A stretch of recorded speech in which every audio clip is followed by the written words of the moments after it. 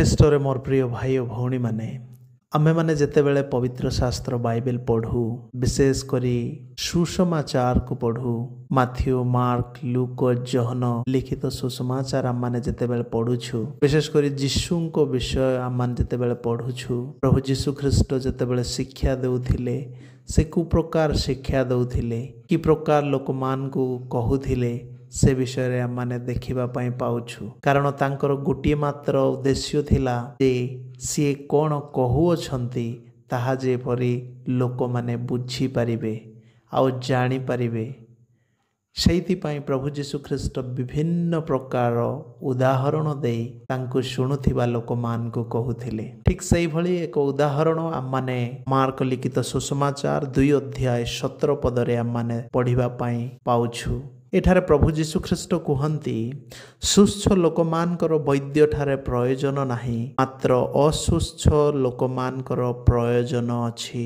ଆଉ ଦ୍ୱିତୀୟ ଭାଗରେ ସେ କୁହନ୍ତି, ମୁଁ ଧାର୍ମିକମାନଙ୍କୁ ଆହ୍ୱାନ କରିବା ନିମନ୍ତେ ଆସିନାହିଁ, କିନ୍ତୁ ପାପୀମାନଙ୍କୁ ଆହ୍ୱାନ କରିବା ନିମନ୍ତେ ଆସିଅଛି। ଏହି ପଦର ପ୍ରଥମ ଭାଗକୁ ବୁଝିବା ପାଇଁ କୌଣସି ଆମମାନଙ୍କର ଆବଶ୍ୟକତା ନାହିଁ କି କୌଣସି ଲୋକ ଆମମାନଙ୍କୁ ତାହା ବର୍ଣ୍ଣନା କରିବା କି ଶିଖେଇବାର ଆବଶ୍ୟକତା ନାହିଁ। କାରଣ ଆମମାନେ ଜାଣୁଛୁ, ଯେଉଁ ଲୋକର ଶରୀରରେ ବିମାରୀ ଅଛି ବା ଅସୁସ୍ଥତା ଅଛି, ରୋଗ ଅଛି, ସେଇ ବ୍ୟକ୍ତି ହିଁ ବୈଦ୍ୟ ଅର୍ଥାତ୍ ଡକ୍ଟର କିମ୍ବା ହସ୍ପିଟାଲ ନିକଟକୁ ଯାଇଥାଏ। କାରଣ ଯେଉଁ ବ୍ୟକ୍ତି ସୁସ୍ଥ ସବଳ ଥାଏ, ଯାହା ଶରୀରରେ କୌଣସି ରୋଗ ବା ବିମାରୀ ନଥାଏ, ସେ କେବେ ହେଲେ ଡକ୍ଟର ବା ହସ୍ପିଟାଲ ନିକଟକୁ ଯାଏ ନାହିଁ। ଠିକ୍ ସେଇଭଳି ମୋର ପ୍ରିୟମାନେ, ପ୍ରଭୁ ଯୀଶୁ ଖ୍ରୀଷ୍ଟ ଏଠାରେ କହିବା ପାଇଁ ଚାହାନ୍ତି ଯେ ସେଇ ବ୍ୟକ୍ତି ମୋ ନିକଟକୁ ଆସିପାରେ ଯେଉଁ ବ୍ୟକ୍ତି ଆତ୍ମିକ ଭାବରେ ବିମାରୀରେ ପୀଡ଼ିତ ବା ରୋଗରେ ପୀଡ଼ିତ ଅଟେ ବା ଅସୁସ୍ଥ ଅଟେ।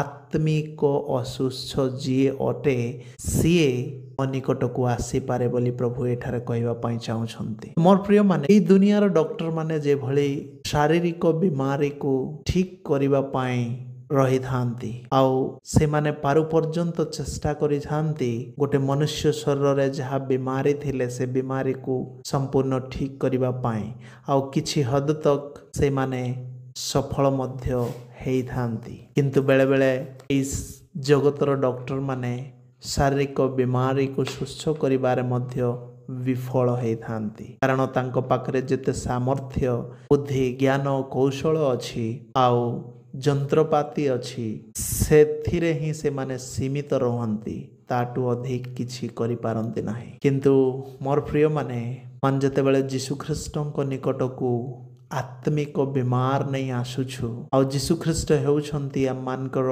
ଆତ୍ମିକ ବୈଦ୍ୟ ବା ଡକ୍ଟର ଅଟନ୍ତି, ଏ ପଦ ଅନୁସାରେ ସେ ଲୋକମାନଙ୍କୁ ବୁଝେଇବା ପାଇଁ ଚାହୁଁଥିଲେ। ଆଉ ପ୍ରଭୁ ଯୀଶୁଙ୍କ ନିକଟକୁ ଯେକୌଣସି ଆତ୍ମିକ ବିମାରୀ ଆସିବ, ଯେତେ ବଡ଼ ପାପୀ, ଯେତେ ବଡ଼ ଅଧାର୍ମିକ, ଯେତେ ବଡ଼ ଅନ୍ୟାୟ, ଦୁଷ୍ଟ, ବ୍ୟଭିଚାରୀ, ମିଥ୍ୟାବାଦୀ ଯାହା ବି ହଉନା କାହିଁକି, ଯେକୌଣସି ପାପରେ ଗ୍ରସିତ ଥିବା ଲୋକ ହଉନା କାହିଁକି, ଯଦି ସେ ଯୀଶୁଙ୍କ ନିକଟକୁ ଆସିବ ଆଉ ନିଜର ଆତ୍ମିକ ବିମାରୀକୁ ଯୀଶୁଙ୍କ ନିକଟରେ ଖୋଲି କହିବ, ଯୀଶୁ ଖ୍ରୀଷ୍ଟ ତାହାକୁ ସମ୍ପୂର୍ଣ୍ଣ ସୁସ୍ଥ କରିବା ପାଇଁ ସମର୍ଥ ଅଟନ୍ତି। ଯଦିଓ ଏ ଦୁନିଆର ଡକ୍ଟରମାନେ କୌଣସି ବିମାରୀକୁ ସମ୍ପୂର୍ଣ୍ଣ ଠିକ୍ କରିପାରନ୍ତି ନାହିଁ, କିନ୍ତୁ ଆମମାନଙ୍କର ପ୍ରଭୁ ଯୀଶୁ ଖ୍ରୀଷ୍ଟ, ଆମମାନଙ୍କର ଉଦ୍ଧାରକର୍ତ୍ତା, ମୁକ୍ତିଦାତା, ସିଏ ଆମମାନଙ୍କର ସମସ୍ତ ଆତ୍ମିକ ବିମାରୀକୁ ସେ ସୁସ୍ଥ କରିବା ପାଇଁ ସାମର୍ଥ୍ୟ ଅଟନ୍ତି। କାରଣ ତାଙ୍କଠାରେ କୌଣସି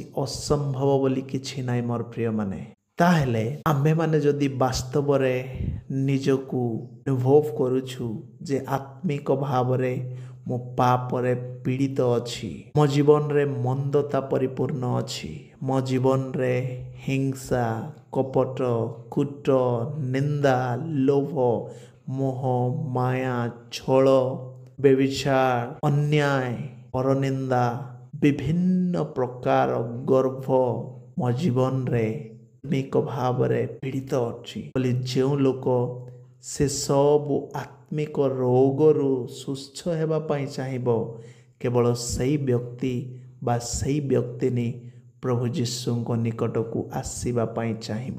ସେ ସମୟରେ ଅନେକ ଶାସ୍ତ୍ରୀ ଫାରିସୀମାନେ ଯୀଶୁଙ୍କ ନିକଟକୁ ଆସିବା ପାଇଁ ଚାହୁଁନଥିଲେ। ତାର କାରଣ ସେମାନେ ଭାବୁଥିଲେ ଯେ ଆମେ ଧାର୍ମିକ ଲୋକମାନେ, ଆମେ ଧର୍ମକର୍ମ କରୁଥିବା ଲୋକମାନେ, ମାନେ ଈଶ୍ୱରଙ୍କର ବାକ୍ୟକୁ ଜାଣିଥିବା ଲୋକମାନେ ବୋଲି ସେମାନେ ଭାବୁଥିଲେ। ଆଉ ସେମାନେ ନିଜ ନିଜକୁ ଧାର୍ମିକ ବୋଲି ଗଣନା କରୁଥିଲେ। କିନ୍ତୁ ପ୍ରଭୁ ଯୀଶୁ ଖ୍ରୀଷ୍ଟ ସେମାନଙ୍କର ହୃଦୟକୁ ଜାଣୁଥିଲେ ଆଉ ଦେଖୁଥିଲେ। ଆଉ ସେଇଥିପାଇଁ ସେମାନଙ୍କୁ ବୁଝେଇବା ପାଇଁ ଏ ପଦ ସେ କହିଥିଲେ।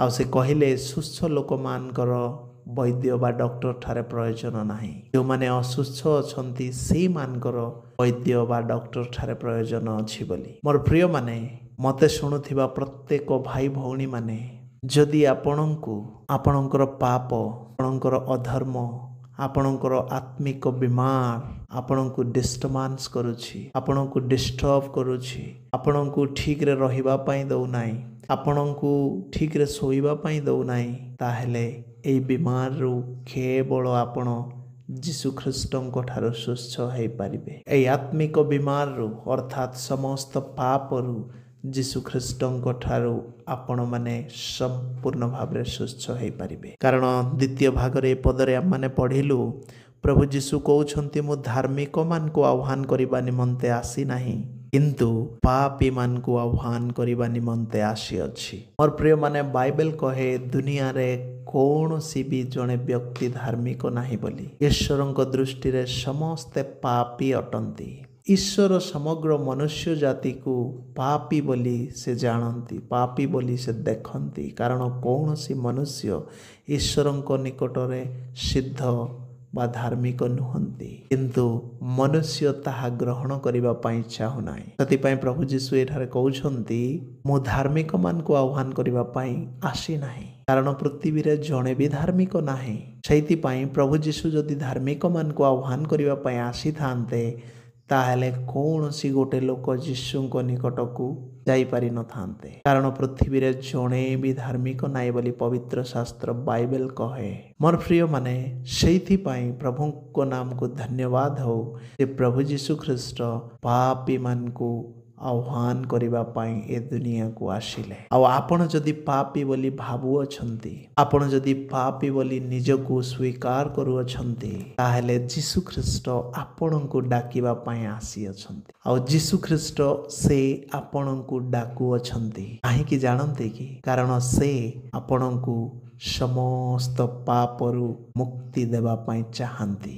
ସେ ଆପଣଙ୍କର ଆତ୍ମିକ ବିମାରୀରୁ ସମ୍ପୂର୍ଣ୍ଣ ଭାବରେ ସୁସ୍ଥତା ଦେବା ପାଇଁ ଚାହାନ୍ତି। ସେ ଆପଣଙ୍କର ଆତ୍ମିକ ଅସୁସ୍ଥତାରୁ ସମ୍ପୂର୍ଣ୍ଣ ରୂପେ ସେ ସୁସ୍ଥ କରିବା ପାଇଁ ଚାହାନ୍ତି। ମୋର ପ୍ରିୟମାନେ, ଯଦି ଆପଣ ଆତ୍ମିକ ଭାବରେ ବିମାରୀ ଅଛନ୍ତି, ପାପର ବିମାରୀରେ ଗ୍ରସିତ ଅଛନ୍ତି, ପାପ ଆପଣଙ୍କୁ ଠିକସେ ବଞ୍ଚିବା ପାଇଁ ଦେଉନାହିଁ, ତାହେଲେ ଯୀଶୁଙ୍କ ନିକଟକୁ ଆସନ୍ତୁ। କାରଣ ସେ ଆପଣଙ୍କୁ ଡାକୁଅଛନ୍ତି। କାହିଁକି ଡାକୁଅଛନ୍ତି ଆପଣ ଜାଣନ୍ତି କି ମୋର ପ୍ରିୟମାନେ? ଆପଣ ଯଦି ଲୁକ ଲିଖିତ ସୁସମାଚାର 5 ଅଧ୍ୟାୟ 32 ପଦକୁ ପଢ଼ିବେ, ଠିକ୍ ସେମ୍ ପଦ ଆମେ ଯାହା ପଢ଼ିଲୁ ମାର୍କ ଲିଖିତ ସୁସମାଚାରରେ, ତାହା ଲୁକ 5 ଅଧ୍ୟାୟ 32 ପଦରେ ମଧ୍ୟ ପ୍ରଭୁ ଯୀଶୁ ଏଠାରେ କୁହନ୍ତି।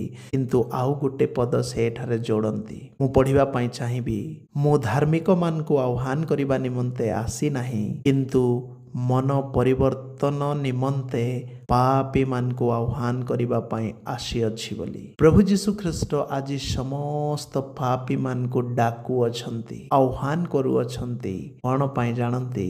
କାରଣ ସେ ସମସ୍ତ ପାପୀମାନଙ୍କୁ ମନ ପରିବର୍ତ୍ତନ କରି ମୋ ନିକଟକୁ ଆସ ବୋଲି। ତୁମେ ଯେଉଁ ପ୍ରକାର ପାପରେ ଥିଲ, ଯେଉଁ ପ୍ରକାର ଅଧର୍ମରେ ଥିଲ, ଯେଉଁ ପ୍ରକାର ଅନ୍ୟାୟରେ ଥିଲ, ଯେଉଁ ପ୍ରକାର ମିଛ କହୁଥିଲ, ଯେଉଁ ପ୍ରକାର ଲୋକକୁ ଠକୁଥିଲ, ଯେଉଁ ପ୍ରକାର ଲୋକଙ୍କ ଆଗରେ ପ୍ରତାରଣା କରୁଥିଲ, ଯେଉଁ ପ୍ରକାର କପଟତାରେ ଜୀବନ ବିତାଉଥିଲ, ଯେଉଁ ପ୍ରକାର ଅନ୍ୟାୟ, ଅଧର୍ମ, ବ୍ୟଭିଚାର, ଦୁଷ୍ଟତା, ମନ୍ଦ, ଲୋଭ, ଗର୍ବ, ଅହଙ୍କାରରେ ଜୀବନ ବିତାଉଥିଲ, ସେଥିରୁ ତୁମେ ପରିବର୍ତ୍ତନ କର ତୁମର ମନକୁ ବୋଲି କହୁଛନ୍ତି। ତୁମେ ସେ ମନରେ ସେଇଭଳି ଚିନ୍ତାଧାରା ରଖି ଆଉ ଜୀବନ ବିତାଅ ନାହିଁ। ତୁମେ ମନ ପରିବର୍ତ୍ତନ କରି ମୋ ନିକଟକୁ ଫେରି ଆସ ବୋଲି କହୁଅଛନ୍ତି। କାରଣ ଯୀଶୁ ଖ୍ରୀଷ୍ଟ ଡାକୁଛନ୍ତି ମୋର ପ୍ରିୟମାନେ। ଯଦି ଆପଣ ନିଜକୁ ପାପୀ ବୋଲି ଭାବୁଛନ୍ତି ତାହେଲେ ଆପଣ ମନ ପରିବର୍ତ୍ତନ କରି ପ୍ରଭୁ ଯୀଶୁଙ୍କ ନିକଟକୁ ଫେରି ଆସନ୍ତୁ। ମୁଁ ଜାଣିନାହିଁ ଆପଣଙ୍କର ସମସ୍ୟା କ'ଣ ଅଟେ,